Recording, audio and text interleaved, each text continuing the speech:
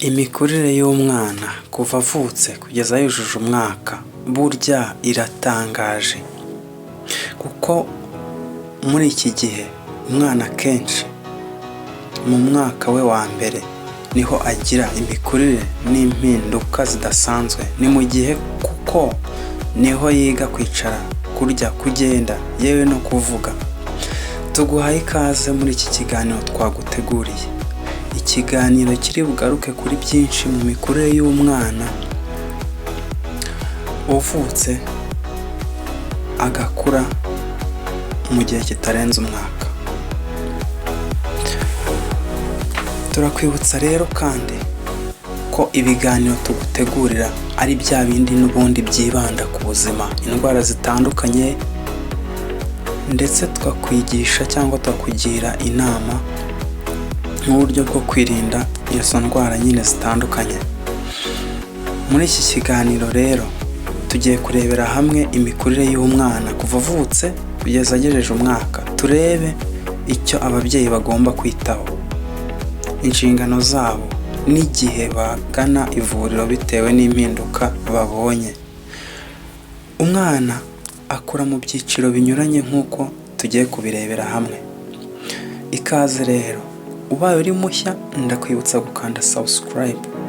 Tubaye dusanganywe ni iby'igiciro, turabigushimiye. Mu gihagararo, hano umwana akura mu buryo butangaje cyane, yiyongera mu burebure, ibiro, ndetse burya umutwe we nawo urakura ku buryo nyuma y'ukwezi avutse uba wibaza niba ari wa wundi bikakuyobera. Mu bwonko kandi muri iki gihe niho umwana agira ibyo amenya akabyigana ndetse akanabyibuka. Niho amenya ijwi rya nyina cyangwa abo babana, niho asekera umuntu, ibyo bita igisekeramwanzi, ndetse ni naho atangira kwigana ibyo abonye ukora. Ku bijyanye n'amarangamutima, muri iki gihe niho umwana atangira kugaragariza amarangamutima ye ndetse nuko afata abantu. Niho kandi agutegera amaboko ngo umuterure, niho umwe amuterura akarira, undi yamuterura agaseka. Niho kandi atangira kugaragariza ibimubabaje arira, ikimunejeje agaseka. Ururimi no kuvuga, ururimi mukoresha mu rugo nirwo atangira kuvuga yigana. Igitangaje ni uko ushobora kumwigisha indimi zindi agakura azivuga zose neza. Nk'urugero, niba ababyeyi mukoresha Igifaransa naho abo mumusigira bagakoresha Icyongereza, azakura avuga izo ndimi zose kandi azi kuzitandukanya. Ku bijyanye no gukoresha ingufu, umwana ni muri iki gihe yiga kwicara, gukambakamba, guhaguruka no kugenda. Ibi byose byerekana ko afite ingufu kandi ari kuzikoresha. Gusa aha twibutse ko abana bose badakura kimwe. Ntibizagutangaza uwawe yujuje umwaka atarahaguruka ariko azi kuvuga, mu gihe uw'umuturanyi yujuje umwaka azi kuvuga ariko nawe no gukambakamba ari ikibazo. Buri mwana agira icyo akuramo vuba n'icyo asigingiramo.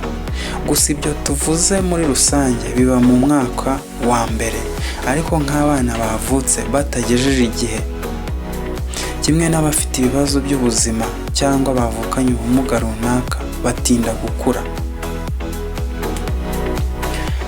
Aha wakwibaza uti kuki se ari ngombwa gukurikirana ibi? Ibi kubikurikirana bifite akamaro kuko hari igihe imikurire itari yo iba iterwa n'ikibazo gishobora gukosorwa kuko hakiri kare. Gukingiza umwana bifasha kumurinda indwara z'ibyorezo zinyuranye. Kumupimisha ibiro buri kwezi bituma umenya imikurire ye niba yiyongera cyangwa atiyongera, byibuze buri mezi 3 cyangwa 4. Niba ubifitiye ubushobozi uba ukwiye kumupimisha umusarane, amaraso n'inkari. None se ni ryari ugomba kujya kwa muganga. Niba umwana atari gukura ku buryo bugaragara, yanze konka cyangwa se kurya, niba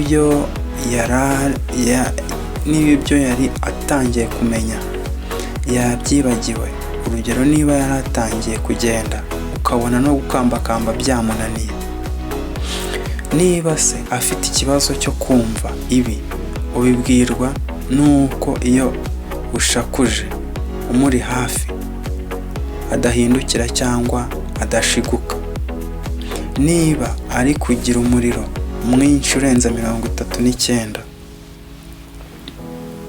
ukaba uri kuwuzimya ntugende, gusa iyo hari ikiri guhinduka mu mikurire ye nko kugenda, kumera amenyo, ahinda umuriro kimwe n'iyo yakingiwe inkingo zimwe na zimwe, byose bimenye neza ko ni ingenzi. Nicyo usabwa nk'umubyeyi cyangwa umurezi. Ibintu bya mbere ugomba gukorera umwana utarageza umwaka, nanawugeza kandi n'ubundi ntuzabireke, harimo urukundo, kumuterura, kumuhindurira ibyo yitumyemo cyangwa yanyayemo, kumugaburira no kumuganiriza, ibyo ni ingenzi. Ikindi, kina, iga kurarana n'umwana, muri make jyana nawe, ube nkawe, we kumugira nkawe. Ikosa rinini tujya dukora ni ugushaka ko abana bamera nkatwe. Yajya mu byondo ntumukubite, ahubwo ukamwereka urukundo, uburyo yabivamo.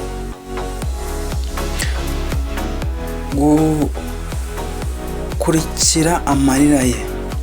Umwana akoresha amarira kugira ngo agire icyo yerekana ko ashaka. Akenshi umwana utarageza umwaka arira kubera ashonje, afite ibitotsi, arwaye cyangwa hari ibimubabaje, urugero aguye hasi. Gusa ashobora no kurira kuko akeneye kwitabwaho, cyangwa ari kuribwa kuko amara ataramenyera, babyita icyo mu nda.